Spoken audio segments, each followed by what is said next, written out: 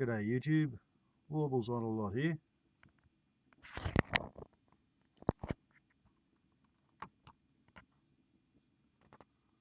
We had a cold one last night.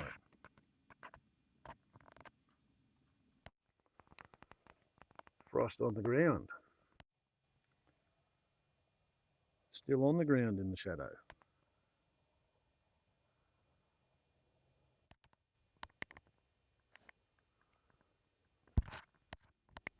-4 degrees. Head height under where there used to be trees. Before the great drought, heat wave, dieback season, when we didn't get burnt. A lot of things were bad, but at least we didn't get burnt.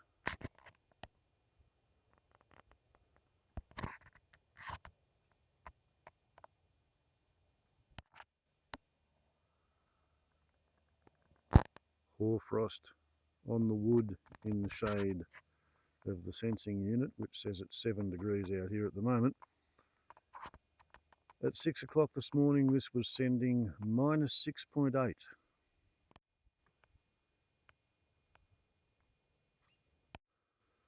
About 6:30, my daughter sent me a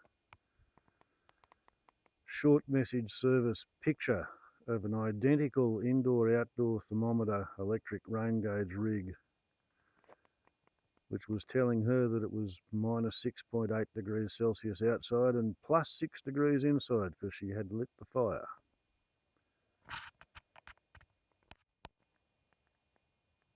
Whereas my place, when I woke up, it was -6 and +8. Maybe -6 +7.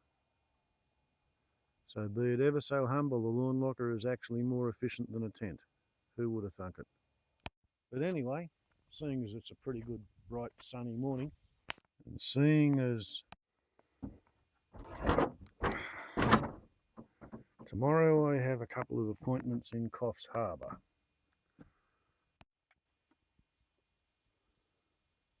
There we go. What that does is it tells you how efficient is the thermosiphon driven hot air pump, which keeps the bunk room heated with the unwanted waste heat that would otherwise be overheating my glorious little enclosure in the other side of the hut. Isn't that clever, little bowerbird? Bobtail bowerbird. Don't know what happened to the tail feathers on this one. One day she just showed up with no tail. A no-tar bowerbird. She's gradually grown new fletchings,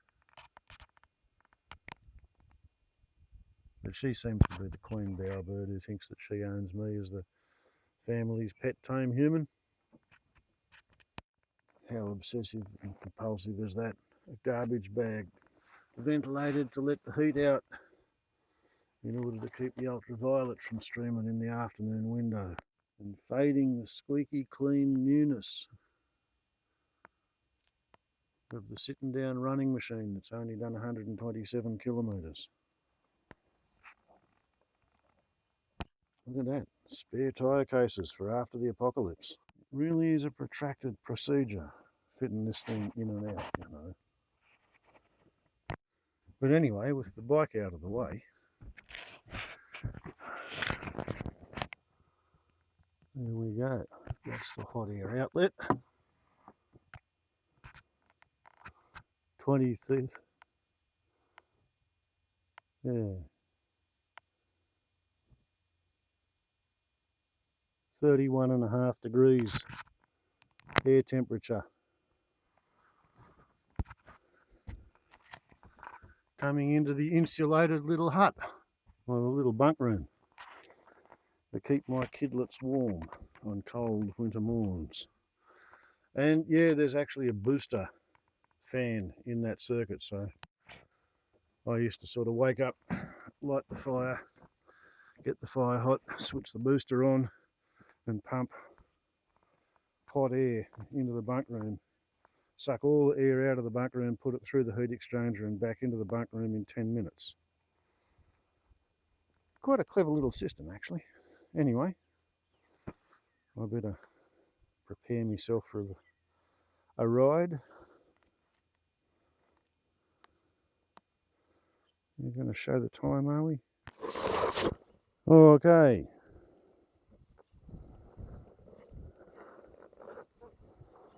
And today, in honour of the super cold temperature,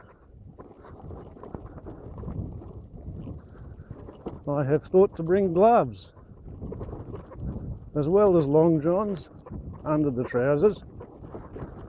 So, 2 weeks after I was in Coffs Harbour, I'm going to be in Coffs Harbour again, because I was there on the 26th of last month, and that was a Thursday.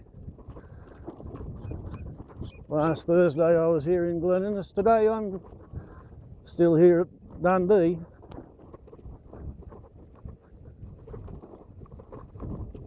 And what's happened is there's been some confusion over how much dentistry I need to undergo.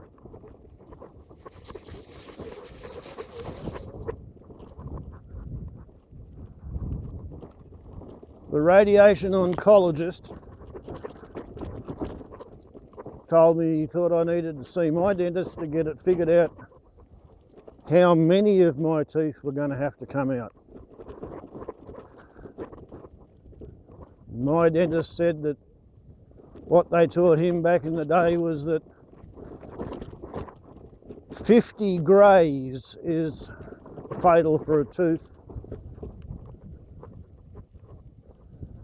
and that any tooth getting more than about 40 greys is probably going to die. And because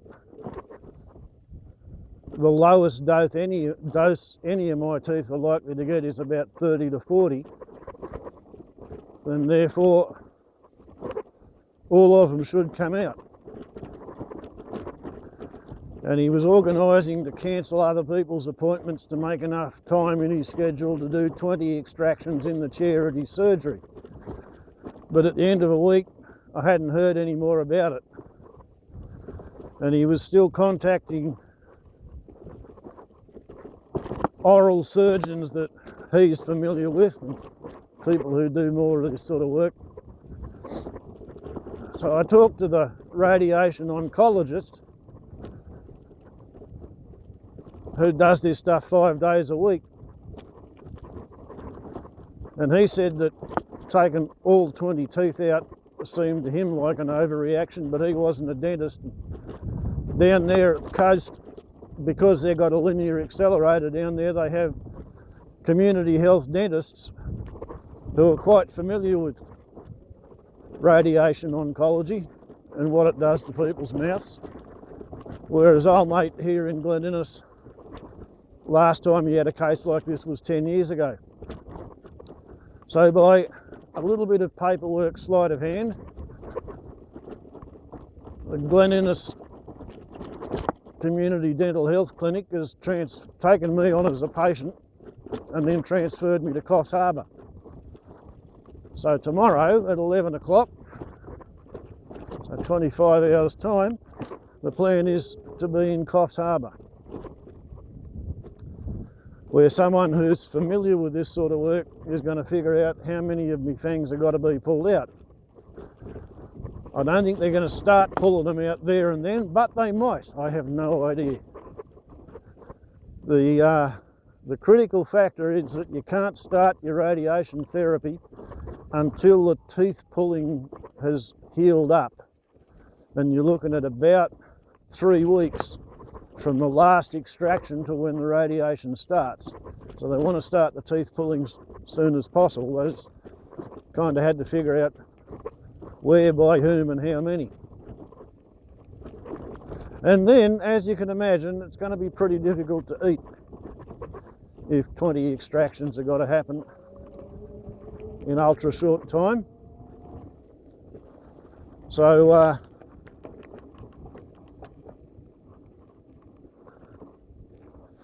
After I come out of the dental consult, then I've got to go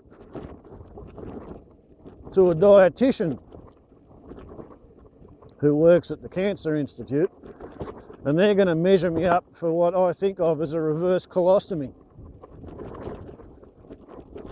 They're going to poke a hole in my abdomen, and instead of me shitting through the hole into a bag, they're going to be able to push mush, pre-chewed, ground up in a blender or something, in through the hole into my stomach. And the reason they want to pull all the teeth out before starting the radiation and before starting the chemotherapy is because once they start, you're not going to heal.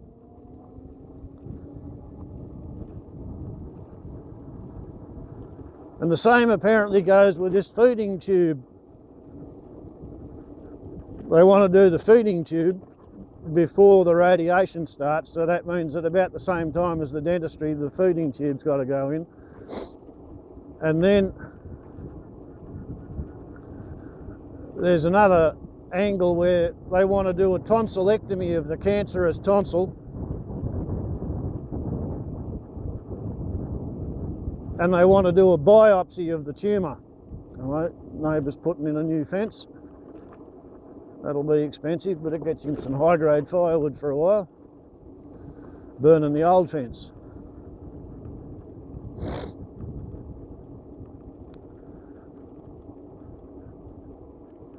So what I'm going to do while I'm there tomorrow is suggest to them that they need to bloody tell me to go down there next week, and they need to admit me to their hospital, and they need to do all 3 different things at once. They need to pull the bloody teeth out, they need to put the feeding tube in, and they need to do the tonsillectomy.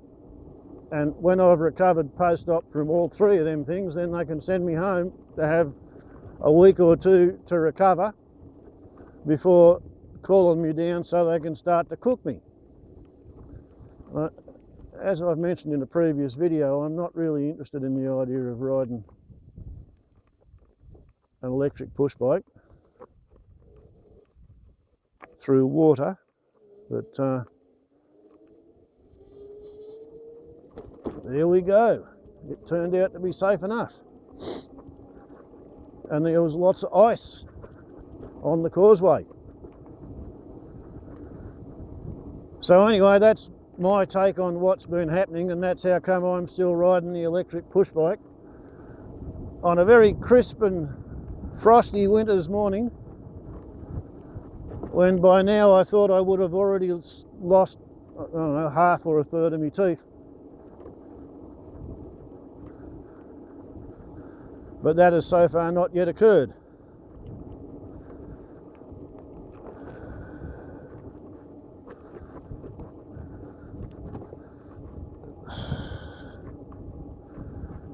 And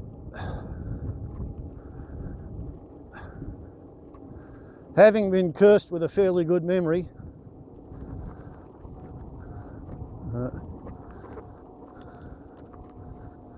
we have a car.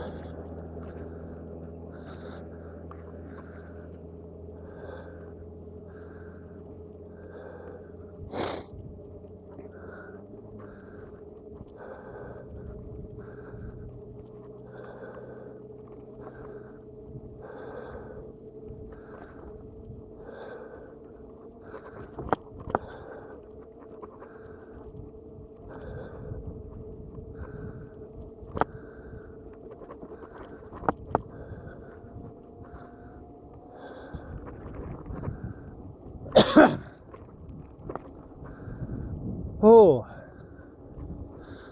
more out of condition than I thought.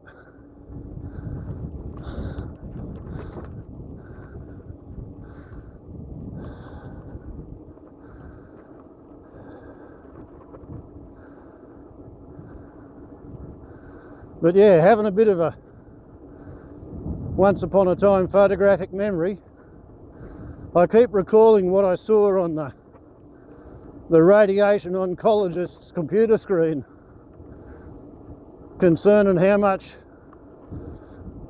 they were going to cook me head. Seemed to be 20 to 24 grays per day for 35 days. If we call it 22 grays a day on average, that's 770 grays.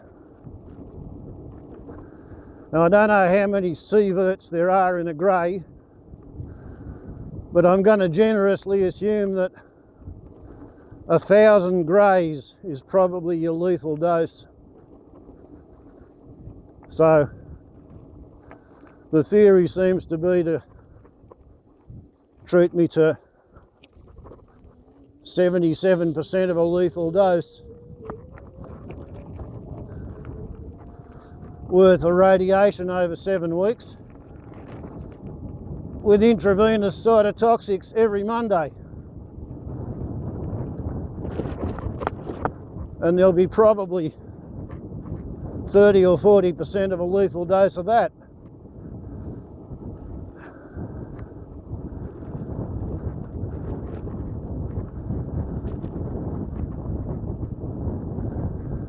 With 2 days a week to recover from the radiation and 6 days a week to recover from the chemotherapy, which sounds pretty grim.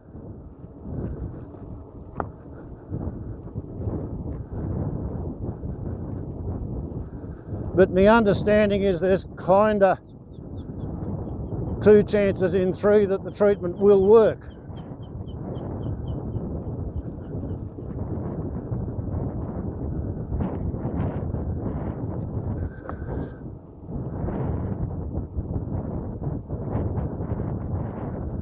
Versus 100% chance of being dead by Christmas if I do nothing.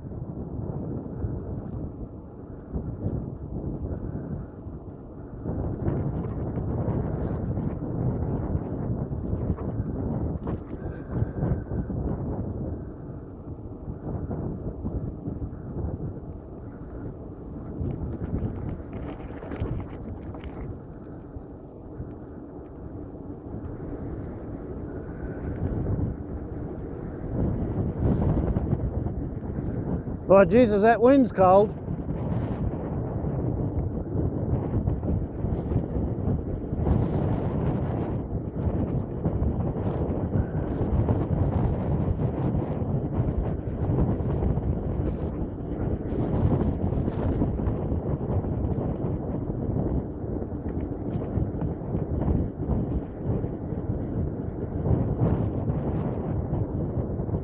Especially at 35 kilometres an hour.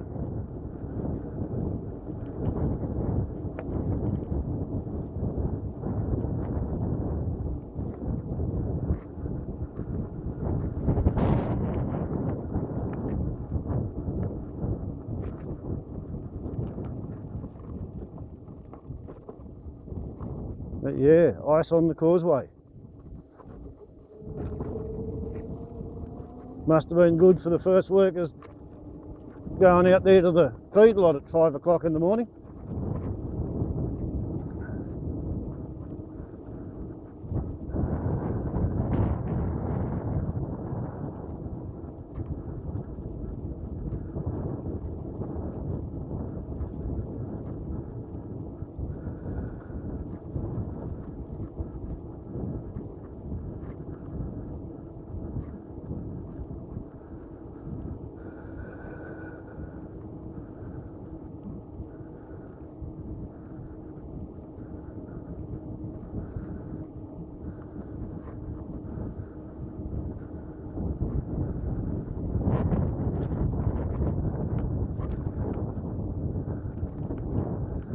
So anyway, I figured this will be the last time I get a chance to ride the bike for quite a while.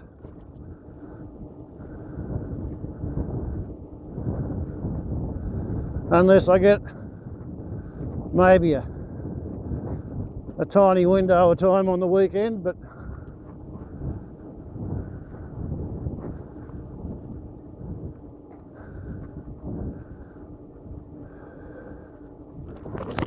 between weather and other things, I'm pretty lucky to get one bloody ride a week just lately.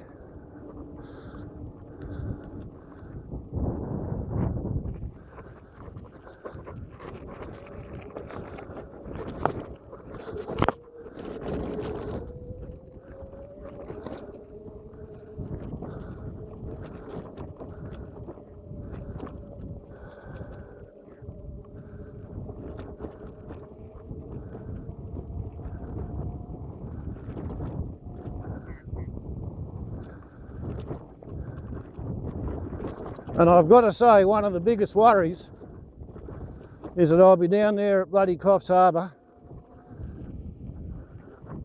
sick as a fucking dog, getting me head cooked, mainline and poison on a weekly basis, and they'll fucking decide to stage World War III while I'm down there.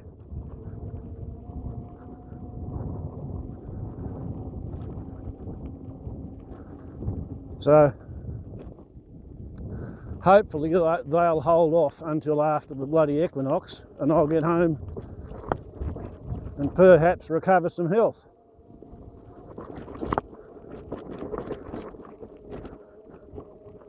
Really very hard to figure it out. What do you do?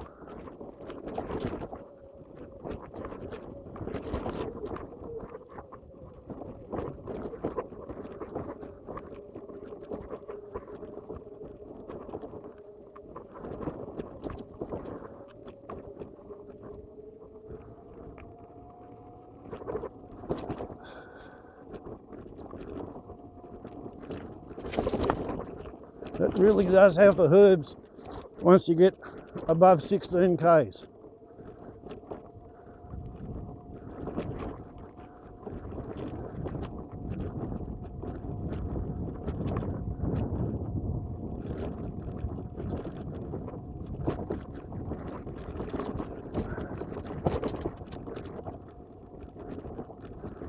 And yeah, the secret is to stand with one leg rigid in the pedal and let the push bike just pivot around that ankle.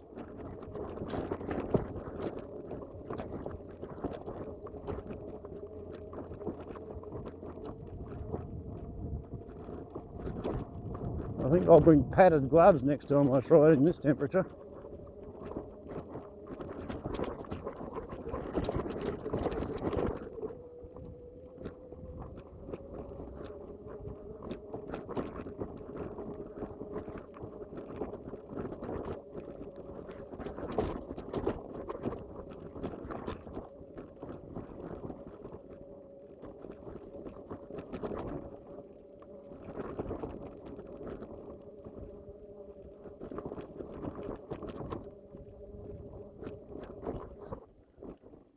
Note the sandbags in the worst of the holes. That's my daughter, making it easier for her work to get up the hill.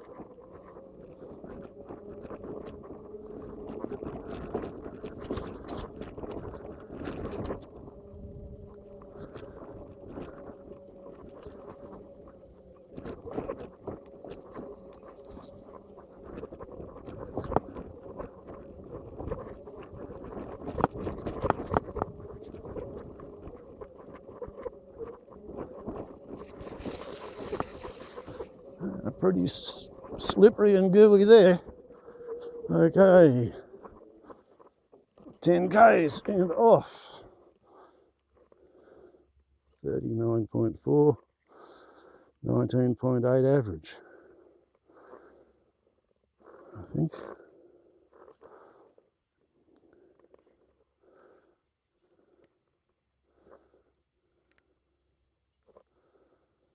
.4 max. Yeah, 19.4 average. Okay. Switch you off for a bit. Okay, so battery 3 came down to 35.8 volts for 24.9 kilometres. Battery 4, it came down 38.4 after 6 kilometres. $6,600 spent on the entire bicycle fantasy, divided by 133.6 kilometres equals $49.40 per kilometre. But I must say, I have had a lot of fun in those 133 odd kilometres, and I'm exceedingly pleased to be able to observe that it didn't buck me off.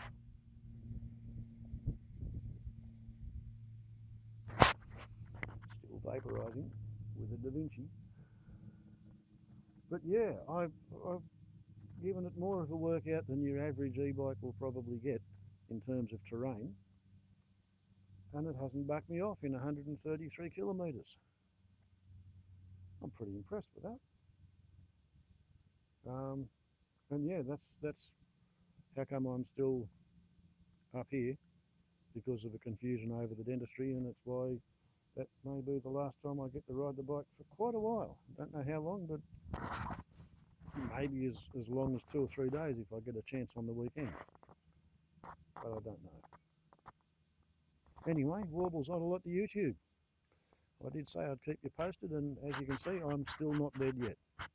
Ciao.